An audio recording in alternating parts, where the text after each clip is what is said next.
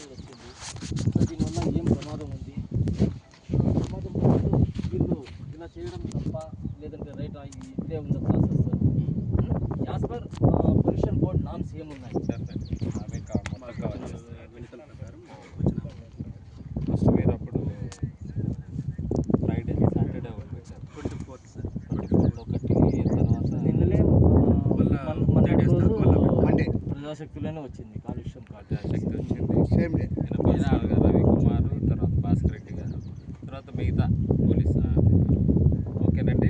నా పేరు పివై మునిప్రసాద్, ఈ pollution control board Anantapur both Anantapur and Sathyasai డిస్ట్రిక్ట్లకి ఇన్ఛార్జ్ కాబట్టి ఈ పారిశ్రామిక వార్డులో ఉన్న పరిశ్రమలని తనిఖీ చేసే బాధ్యత, వీటి మీద యాక్షన్ తీసుకునే బాధ్యత మా మీద ఉన్నది కాబట్టి రీసెంట్గా రవికుమార్ గారు ఏఐటీసీ ప్రెసిడెంట్ ఉన్నారు, జిల్లా ఉపాధ్యక్షులు, తర్వాత మన భాస్కర్ రెడ్డి గారు హ్యూమన్ రైట్స్ కమిషన్ నుంచి, తర్వాత పత్రికా విలేకరులు, ఈవెన్ జనసేన నాయకులు కూడా మనం కంప్లైంట్ చేయడం జరిగింది. దానిలో భాగంగా ఆల్రెడీ ఒకసారి శాంపుల్ తీసుకున్నాము.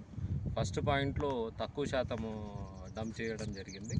తర్వాత ఈవెన్ ఆ శాంపుల్ తీసుకొని మనం ఇండస్ట్రీస్ని అలర్ట్ చేసిన తర్వాత కూడా మళ్ళీ రీసెంట్గా కూడా సాటర్డే మనకు కబురు వచ్చింది, సో ఇట్లా డంప్ చేస్తున్నారని కంప్లైంట్. సండే రోజు కూడా మన పొల్యూషన్ కంట్రోల్ బోర్డ్ అఫీషియల్స్ వచ్చేసి శాంపుల్స్ కలెక్ట్ చేశారు. యాజ్ యూజువల్గా ఇక్కడ ఉన్న బల్రాక్ ఇండస్ట్రీస్ని కూడా షోకాజ్ నోటీస్ ఇష్యూ చేస్తున్నాము. ఆల్రెడీ కొన్ని చేశాము. ఈ కొద్దిగా ఇంటెన్సిటీ పెంచి రికార్డ్స్ అన్నీ వెరిఫై చేసి దీనికి బాధ్యులు ఎవరు అన్నది మనం ఐడెంటిఫై చేస్తాము.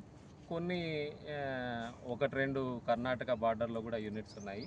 అక్కడ వాళ్ళ ఎఫ్లైంట్ లోడ్ అని చెప్పి మన కొంతమంది పొల్యూషన్ కంట్రోల్ బోర్డు కర్ణాటక వాళ్ళతోని లింకప్ అయిన వాళ్ళది కూడా డేటా తీసుకొని యాక్చువల్గా ఎవరు డిఫాల్టర్స్ అనేది మనం ఐడెంటిఫై చేసి దాని మీద యాక్షన్ తీసుకుందాము.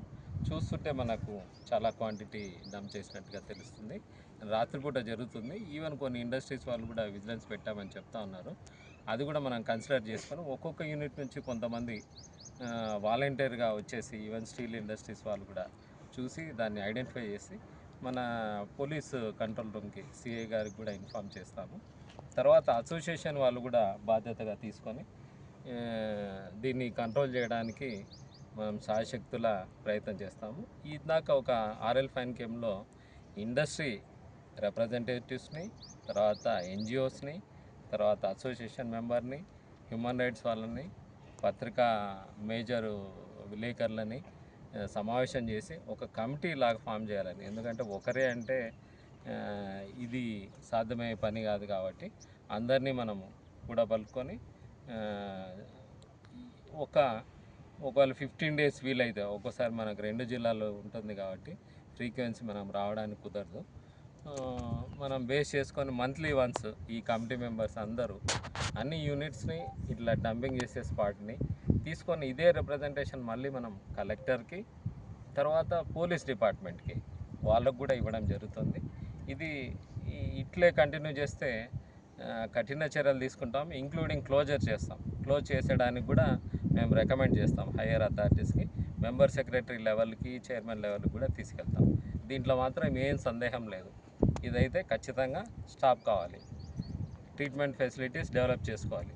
ఎవరు చేస్తున్నారో వాళ్ళని కూడా ఐడెంటిఫై చేసే బాధ్యత అందరిదే ఉంది. ఎందుకంటే నైట్ ఎప్పుడో జరుగుతుంది కాబట్టి ఒకటే పీసీబీ తర్వాత మిగతా వాళ్ళు ఇండస్ట్రీ వాళ్ళని కాకుండా అందరూ కూడా సమష్టిగా మాకు సాయం చేయవలసిందిగా అందరికీ విజ్ఞప్తి చేస్తున్నాం.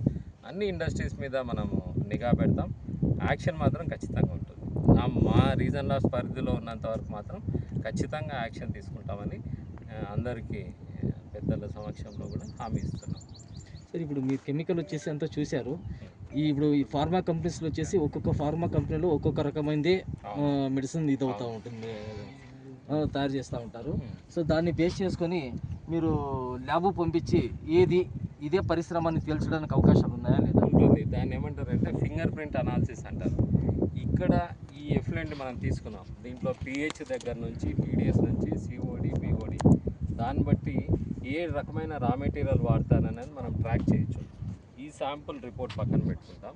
అన్ని ఇండస్ట్రీ నుంచి జనరేట్ అయినవి 1 by 1 మనం శాంపుల్ కలెక్ట్ చేసి దాని అనాలిసిస్ రిపోర్ట్ చూస్తే మనకు ఒక అవగాహన వస్తుంది. అంటే ఆల్మోస్ట్ ఆల్ ఒక 80% మనకు తెలుస్తుంది అనమాట.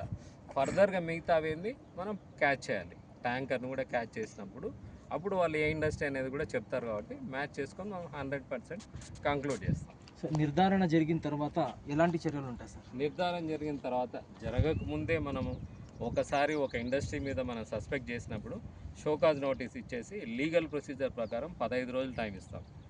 వాళ్ళు ఈ ఇండస్ట్రీ మా ఇండస్ట్రీ నుంచి వచ్చిందా, మా రికార్డ్స్ అన్నీ ఉన్నాయి, మా ఎఫ్లెంట్ అంతా మేమే ట్రీట్ చేస్తున్నాం అనేది ఇవ్వాలి. ఇవ్వని పక్షంలో 15 రోజుల తర్వాత ఒక డీటెయిల్ రిపోర్టు, దానిలోకి బోర్డు పర్మిషన్ ఇచ్చినప్పుడు కొన్ని కండిషన్స్ పెడుతుంది. ఆ కండిషన్స్ అన్నీ కాంప్లై అవుతున్నారా లేదా అని చెప్పేసి డీటెయిల్ రిపోర్టు మెంబర్ సెక్రటరీకి పంపడం జరుగుతుంది. అక్కడ టాస్క్ ఫోర్స్ కమిటీ ఉంటుంది విజయవాడలో. వాళ్ళు ఎవరైతే కంప్లైనెంట్ ఉన్నారో ప్లస్ ఇండస్ట్రీ వాళ్ళని పిలిచి అందరి సమక్షంలోనే రివ్యూ చేసి దాని మీద యాక్షన్ తీసుకుంటారు. అది డెలిగేషన్ ఆఫ్ పవర్స్ వచ్చేసి మనకు బోర్డ్ ఆఫ్ విజయవాడ చేతిలో ఉంటుంది. అంటే ఫిర్యాదు అంటే కంప్లైంట్ అథారిటీ అంటున్నారు, ఫిర్యాదు చేస్తేనే మీరు స్పందిస్తారా లేదంటే వాలంటరీగా వచ్చి అట్లని కాదు, దానికి కూడా ఒక మెకానిజం పెట్టారు. ఇండస్ట్రీస్ని డెవలప్ చేయాలన్న ఉద్దేశంతో డిఐపిసి డిస్ట్రిక్ట్ ఇండస్ట్రీస్ ప్రమోషన్ కమిటీ అని ఉంటుంది. దాంట్లో ఫ్రీక్వెంట్గా అధికారులు ఇన్స్పెక్షన్ చేసిన వాళ్ళకు కూడా అంటే ప్రొడక్షన్ దానికి కూడా ఇబ్బంది అవుతుంది. ఇప్పుడు ఫైర్ డిపార్ట్మెంట్ వస్తుంది, పొల్యూషన్ కంట్రోల్ బోర్డ్ వస్తుంది, ఇండస్ట్రీస్ డిపార్ట్మెంట్ లేబర్ వస్తారు.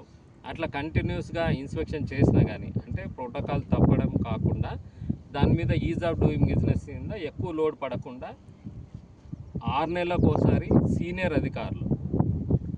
లెవెల్ అధికారులు అంటే బోర్డ్ ఆఫీస్ నుంచి మిగతా జోనల్ ఆఫీస్ నుంచి కూడా కంటిన్యూస్గా ఇన్స్పెక్షన్ జరుగుతూ ఉంటుంది.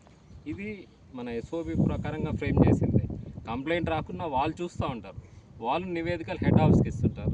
ఈసారి ఆ నివేదికల్ని కూడా మీకు సమర్పిస్తాం.